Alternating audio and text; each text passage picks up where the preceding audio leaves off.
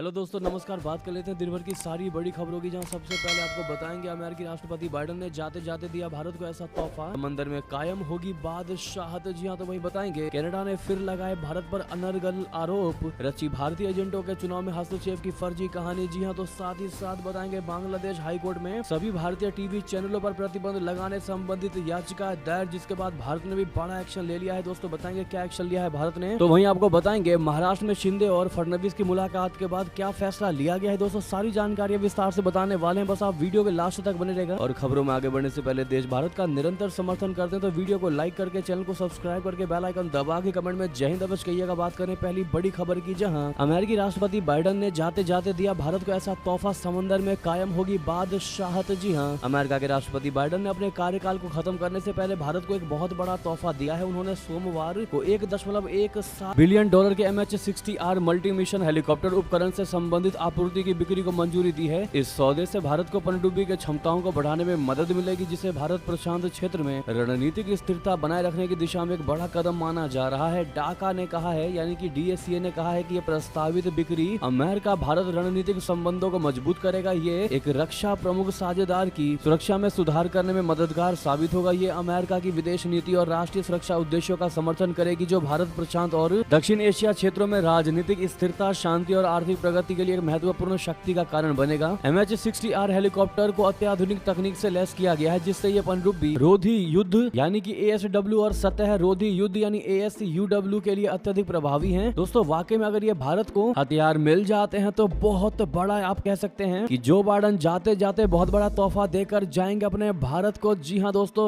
दे क्या जाएंगे, दे ही दिया उन्होंने। इस पर आपकी अब जो भी राय हो कमेंट में बताना बिल्कुल मत भूलिएगा। तो वहीं अगली बड़ी खबर बता दें, जहां कनाडा ने फिर लगाए भारत पर अनर्गल आरोप, रची भारतीय एजेंटों के चुनाव में हस्तक्षेप की फर्जी कहानी। बता दें कनाडा और कनाडाई मीडिया भारत सरकार और भारतीय एजेंटों पर लगातार फर्जी आरोप लगा रही है। मंगलवार यानी 3 दिसंबर को एक कनाडाई मीडिया आउटलेट ने भारतीय एजेंटों पर 2022 में कनाडा की कंजर्वेटिव पार्टी के लीडरशिप चुनाव में हस्तक्षेप करने का आरोप लगाया है। फिलहाल पियरे पोलिवरे कंजर्वेटिव पार्टी की अध्यक्षता कर रहे हैं। मीडिया आउटलेट ने दावा किया है कि कंजर्वेटिव पार्टी 2025 के कनाडाई आम चुनाव में जस्टिन ट्रूडो की अगुवाई वाली लिबरल पार्टी को हराकर जीत की दावेदार है। हालांकि कंजर्वेटिव पार्टी के लीडरशिप चुनाव प्रक्रिया से सीधे जुड़े लोगों ने इस कनाडाई समाचार आउटलेट के दावों को सिरे से नकार दिया है। CBC न्यूज की रिपोर्ट के अनुसार अज्ञात सूत्रों ने रेडियो कनाडा को दावा करते हुए बताया कि भारत सरकार ने 2022 में पैट्रिक ब्राउन के कंजर्वेटिव पार्टी के नावी अभियान को पटरी से उतारने की कोशिश की थी। हालांकि पैट्रिक ब्राउन ने चुनाव में हस्तक्षेप के दावे को सिरे से खारिज कर दिया है। पैट्रिक ब्राउन फिलहाल ब्रैम्पटन के मेयर हैं। दोस्तों ऐसे में भारत पर लगाए गए इस अनर्गल आरोप पर आपकी क्या निजी राय होने वाली है, कमेंट में बताना बिल्कुल मत भूलिएगा। अगली और बड़ी खबर आपको बता दें, जहां बांग्लादेश हाईकोर्ट में सभी भारतीय टीवी चैनलों पर प्रतिबंध लगाने संबंधित याचिका दायर। जी हां, बांग्लादेश उच्च न्यायालय में एक रिट याचिका दायर की गई है, जिसमें भड़काऊ समाचारों के प्रसारण का हवाला देते हुए देश में सभी भारतीय टीवी चैनलों पर प्रतिबंध लगाने का अनुरोध किया गया है। ढाका ट्रिब्यून की खबर के मुताबिक वकील इखलास उद्दीन भुइया ने इस संबंध में याचिका दायर की है और सोमवार को उन्होंने इसकी पुष्टि की। भुइया ने बताया कि न्यायमूर्ति फातिमा नजीब और न्यायमूर्ति सिकंदर महमूद रजी की पीठ इस मामले में सुनवाई कर सकती है। खबर में कहा गया है कि cable television network operation act 2006 की धारा 29 के तहत बांग्लादेश में सभी भारतीय टीवी चैनलों के प्रसारण पर प्रतिबंध लगाने का निर्देश देने का अनुरोध करते हुए उच्च न्यायालय में रिट याचिका दायर की गई है। खबर में बताया गया कि स्टार जलसा, स्टार प्लस, जी बांग्ला, रिपब्लिक बांग्ला और अन्य सभी भारतीय टीवी चैनलों पर प्रतिबंध लगाने का अनुरोध किया गया है। दोस्तों तो वहीं आपको बता दें, इतना ही नहीं, बांग्लादेशी सरकार ने भारतीय मीडिया पर झूठे प्रचार का आरोप तो लगाया, लेकिन आरोप लगाते हुए क्या कहा वो आपको बता दें। बांग्लादेश सरकार के एक शीर्ष अधिकारी ने कहा कि हिंदू अब बांग्लादेश में पहले से कहीं ज्यादा सुरक्षित हैं और ये सुरक्षा शेख हसीना के शासन के मुकाबले कहीं बेहतर है। दोस्तों इंडिया टुडे से विशेष बातचीत में बांग्लादेश सरकार के प्रेस सचिव शफीकुल आलम ने आरोप लगाया कि भारतीय मीडिया द्वारा औद्योगिक स्तर पर झूठी प्रचार की मुहिम चलाई जा रही है, ताकि बांग्लादेश में अल्पसंख्यकों के खिलाफ होने वाली हिंसा को बढ़ा चढ़ाकर पेश किया जा सके। आलम ने कहा कि हिंदू यहाँ पूरी तरह से सुरक्षित हैं, वे शेख हसीना के शासन के मुकाबले अधिक सुरक्षित हैं। जो कुछ भी हो रहा है वो एक बहुत बड़ी मात्रा में झूठा प्रचार है, जिसे भारत से फैलाया जा रहा है। शेख हसीना के नेतृत्व वाली अवामी लीग सरकार के अगस्त में सत्ता से बेदखल होने के बाद बांग्लादेश में मंदिरों पर हमले और हिंदू समुदाय के सदस्यों के खिलाफ दमन की घटनाएं बढ़ गई हैं। हाल ही में 3 हिंदू पुजारियों की गिरफ्तारी के बाद बांग्लादेश में अल्पसंख्यक समुदाय में विरोध प्रदर्शन तेज हो चुके हैं। उसके बावजूद भी दोस्तों अब हिंदू पहले से ज्यादा सुरक्षित है, जैसा बयान दे रहा है बांग्लादेश, और भारतीय मीडिया पर झूठा प्रचार का लगा दिया है आरोप। दोस्तों इस पर आपकी जो भी राय हो बताना मत भूलिएगा। लेकिन आपको बता दें 2 जनवरी तक जेल से बाहर नहीं आएंगे चिन्मय दास। साथ में कोई वकील नहीं हुआ पेश, कोर्ट ने सुनवाई भी टाल दी। जी हाँ, बांग्लादेश में हिंदू पुजारी चिन्मय कृष्ण दास की जमानत याचिका पर होने वाली सुनवाई मंगलवार को टाल दी गई है चटगांव की अदालत में। इस मामले में चिन्मय दास की तरफ से दलील रखने के लिए कोई वकील मौजूद नहीं था। इसके बाद कोर्ट ने मामले की सुनवाई टाल दी। इस बीच इस्कॉन ने कहा है कि चिन्मय दास के वकील रामेन रॉय, जिन पर हाल ही में हमला हुआ था, की हालत गंभीर बनी हुई है। इस्कॉन कोलकाता के प्रवक्ता राधा रमण दास ने मंगलवार को कहा कि उन्होंने बांग्लादेश में मौजूद संस्था से जुड़े पुजारियों से अपील की है कि वो सार्वजनिक तौर पर भगवा कपड़े ना पहने और ना ही तिलक लगाएं। उन्होंने कहा कि हमने सलाह दिया कि वो अपनी आस्था का विनम्र ढंग से पालन करें। यानी कि कुल मिलाकर दोस्तों ये बांग्लादेशी कट्टरपंथी चिन्मय दास के पीछे ही पड़ चुके हैं, हिंदू समुदाय के पीछे पड़ चुके हैं। इतना ही नहीं दोस्तों, त्रिपुरा बवाल के बाद बांग्लादेश उच्चायोग पर लगा दिए गए ताले, सुरक्षा कारणों से सेवाएं अनिश्चित काल के लिए कर दी गई ठप। जी हाँ, त्रिपुरा की राजधानी अगरतला में बांग्लादेश के सहायक उच्चायोग पर हुए बवाल के बाद सभी वीजा और वाणिज्य दूतावास सेवाएं अनिश्चित काल के लिए निलंबित कर दी गई हैं। ये फैसला सोमवार को हिंदू संघर्ष समिति के प्रदर्शनकारियों द्वारा सहायक उच्चायोग के सुरक्षा घेरों को तोड़ने और संपत्ति को नुकसान पहुंचाने की घटना के बाद लिया गया। सोमवार को अगरतला के महात्मा गांधी प्रतिमा के पास हिंदू संघर्ष समिति के बैनर तले सामाजिक संगठनों ने बांग्लादेश में हिंदुओं पर हो रहे हमलों के खिलाफ प्रदर्शन किया। इसी दौरान कुछ प्रदर्शनकारियों ने बांग्लादेश सहायक उच्चायोग के कार्यालय में घुसकर कुर्सियां तोड़ दी, फूलों के गमलों को नुकसान पहुंचाया और राष्ट्रीय ध्वज को खंबे से हटा दिया। त्रिपुरा पुलिस ने इस घटना में शामिल 7 प्रदर्शनकारियों को गिरफ्तार किया है और सुरक्षा में चूक के लिए 3 पुलिस अधिकारियों को निलंबित कर दिया गया है। इसके अलावा SSF के एक सहायक कमांडेंट पर भी कार्रवाई की गई है। जी हाँ, तो वहीं अगरतला कांड पर यूनुस सरकार की भौवें चढ़ गई दोस्तों। शेख हसीना का बांग्लादेश नहीं है ये। जी हाँ, और देने लगा दोस्ती का ज्ञान। दोस्तों, अगरतला स्थित बांग्लादेश के राजनयिक मिशन में हुई तोड़फोड़ की घटना के बाद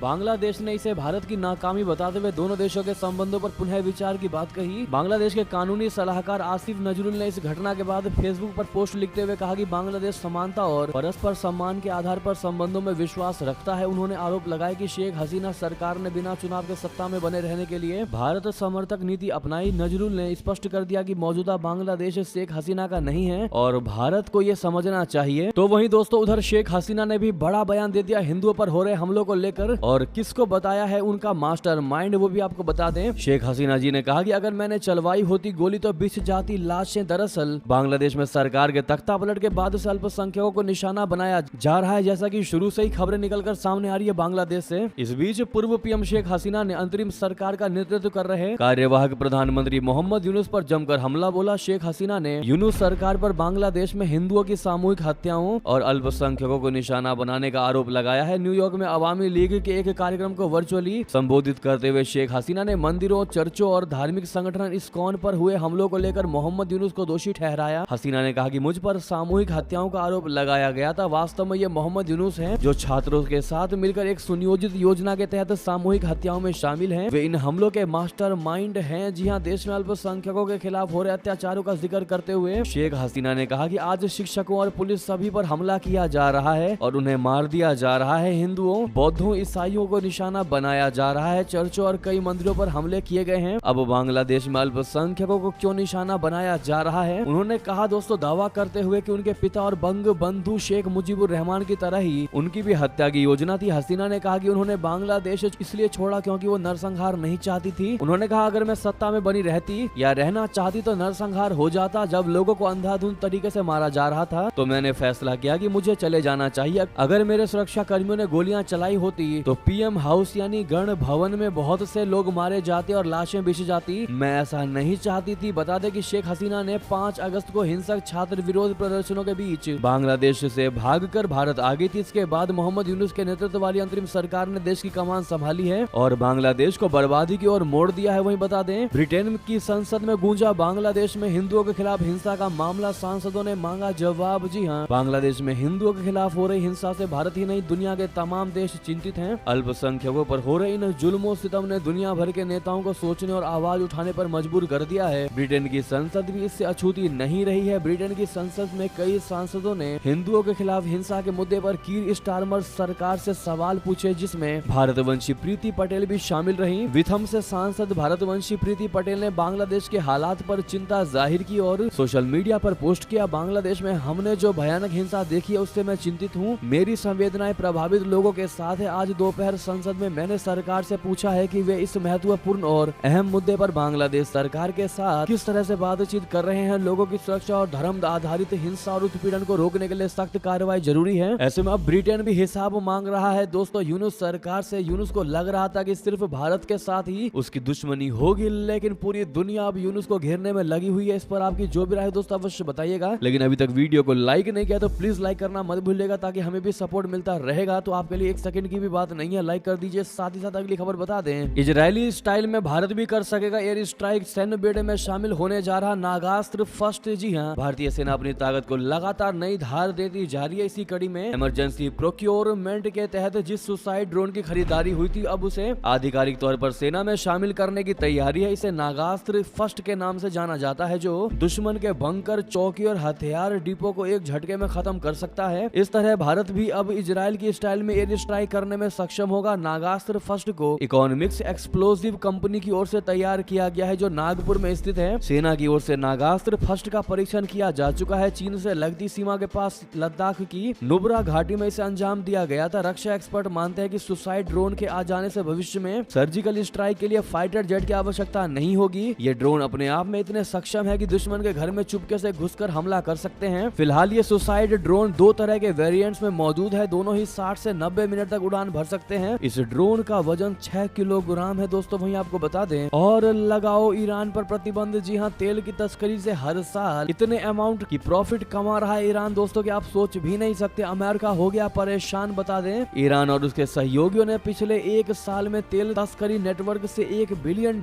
से भी अधिक की कमाई की है। अगर भारतीय मुद्रा में इस राशि की बात करें तो ये आपकी बैठ जाएगी लगभग 8,471 करोड़ रुपए। जी हाँ, ये नेटवर्क इराक में जब से फल फूल रहा है, जब से प्रधानमंत्री मोहम्मद शिया अल सुदानी ने 2022 में पदभार संभाला है। ईरान का ये नेटवर्क उस सरकारी नीति का फायदा उठाता है जिसके तहत इराक भारी सब्सिडी वाले मूल्यों पर डॉमर संयंत्रों को ईंधन तेल आवंटित करता है। इसमें इराक, ईरान और खाड़ी देशों की कंपनियां, समूहों और व्यक्तियों का नेटवर्क शामिल है। दोस्तों, वहीं आपको बता दें, पूर्वी लद्दाख में सेनाएं पीछे हटी, लेकिन एलएसी के कई इलाकों में अभी भी विवाद है। जी हाँ, जयशंकर जी ने पार्लियामेंट में बयान दिया। दोस्तों, भारत और चीन के रिश्तों में मामूली सुधार की बात कही। उन्होंने बता दें क्या कहा। विदेश मंत्री जयशंकर जी ने मंगलवार को भारत चीन सीमा विवाद पर संसद को जारी एक बयान में कहा कि भारत और चीन बातचीत और कूटनीति के जरिए सीमा विवाद सुलझाने की कोशिश कर रहे हैं। पूर्वी लद्दाख में पूरी तरह से डिसएंगेजमेंट हो चुका है। हालांकि एलएसी पर अभी भी कई इलाकों में विवाद है। भारत का मकसद ऐसा समाधान निकालना है जो दोनों देशों को मंजूर हो। उन्होंने कहा कि 2020 के बाद से भारत और चीन के रिश्ते सामान्य नहीं है। बॉर्डर पर शांति भंग हो चुकी है, तब से दोनों देशों के रिश्ते ठीक नहीं है। हालत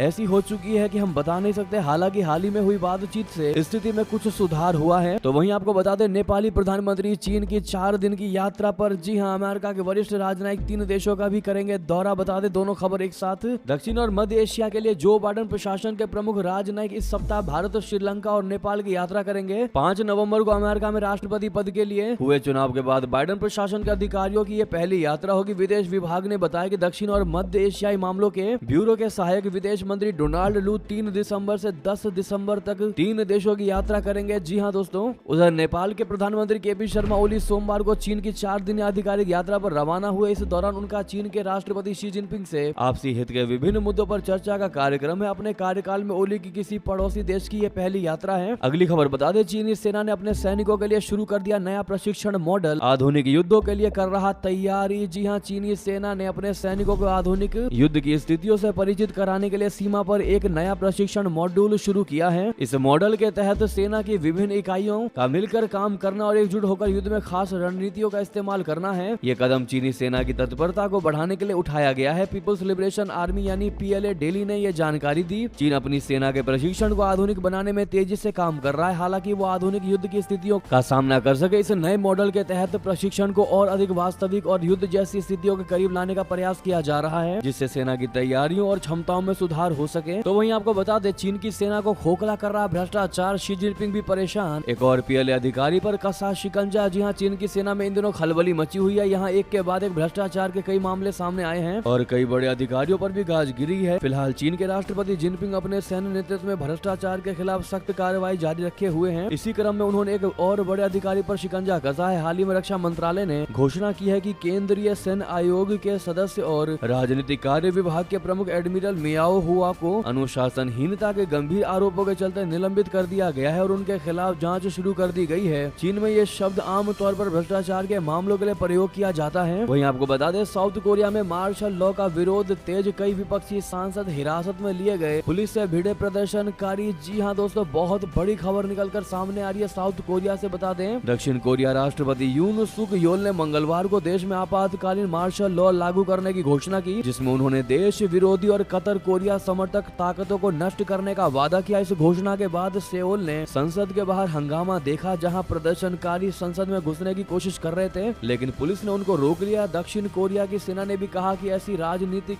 सभाओं और संसद को निलंबित कर दिया जाएगा जो सामाजिक भ्रम पैदा कर सकती है। हालांकि ये स्पष्ट नहीं है कि मार्शल लॉ कब तक लागू रहेगा, लेकिन कानून के अनुसार इसे संसद में बहुमत के वोट से हटाया जा सकता है। वहीं बता दें, हाइब्रिड मॉडल के लिए राजी हुए भारत और पाकिस्तान। इस न्यूट्रल वेन्यू पर खेले जाएंगे मैच। बता दें, चैंपियंस ट्रॉफी 2025 को लेकर असमंजस की स्थिति बनी हुई है। भारतीय टीम ने जब से पाकिस्तान जाने से इनकार किया है, तब से पाकिस्तान क्रिकेट बोर्ड यानी पीसीबी बौखलाया हुआ है। चैंपियंस ट्रॉफी को लेकर जारी विवाद के बीच एक बड़ी खबर सामने आई है। दरअसल भारत को महिला T20 वर्ल्ड कप की मेजबानी मिल गई है। दिलचस्प बात यह है कि भारत और पाकिस्तान दोनों ही देश इस टूर्नामेंट को हाइब्रिड मॉडल के आधार पर कराने को लेकर राजी हो गए हैं। मुल्तान में वर्ल्ड ब्लाइंड क्रिकेट काउंसिल यानी WBCC की आम सालाना बैठक में यह बड़ा फैसला लिया गया है। अगले साल भारत में होने वाले शुरुआती ब्लाइंड महिला T20 वर्ल्ड कप को हाइब्रिड मॉडल के आधार पर कराने का फैसला लिया गया, जिसमें पाकिस्तान अपने मैच नेपाल या श्रीलंका में खेलेगा। भारत ने सुरक्षा कारणों से पाकिस्तान में पुरुष T20 blind cricket world cup से हटने का फैसला किया था और इससे कुछ हफ्ते बाद ही कदम उठाया गया है। तो दोस्तों, वहीं आपको बता दें, सऊदी अरब के रेगिस्तानों में आएगी हरियाली। 10 अरब पेड़ लगाने की तैयारी, रेत के टीलों में यूं फूल खिलाएंगे प्रिंस MBS। दोस्तों, सऊदी अरब की सरकार अपने रेगिस्तानों में हरियाली लाने पर काम कर रही है। सऊदी ने इसके लिए बड़े पैमाने पर ग्रीन इनोवेशन में निवेश किया है, जिसके तहत अरबों की तादाद में पेड़ लगाए जाने हैं। सऊदी की ये कोशिशें ऐसे समय हो रही है जब देश जलवायु परिवर्तन की वजह से कई तरह के मौसमी बदलावों का सामना कर रहा है। हालांकि ये सवाल भी उठ रहा है कि क्या ये महत्वाकांक्षी प्रोजेक्ट वाकई जलवायु परिवर्तन का समाधान बन पाएगी। हाल के वर्षों में सऊदी में जलवायु परिवर्तन एक बड़ा मुद्दा बन चुका है। HT की रिपोर्ट के मुताबिक सऊदी अरब के अधिकारियों ने बताया है कि 4 करोड़ हेक्टेयर बंजर भूमि को उपजाऊ और हरा भरा बनाने का लक्ष्य रखा गया है। वहीं आपको बता दें, अब बात कर लेते हैं भारत देश के अंदर की खबर, जहां महाराष्ट्र से खबर। फडणवीस से मुलाकात के बाद एकनाथ शिंदे ने छोड़ी गृह मंत्रालय की जिद। 5 दिसंबर को डिप्टी CM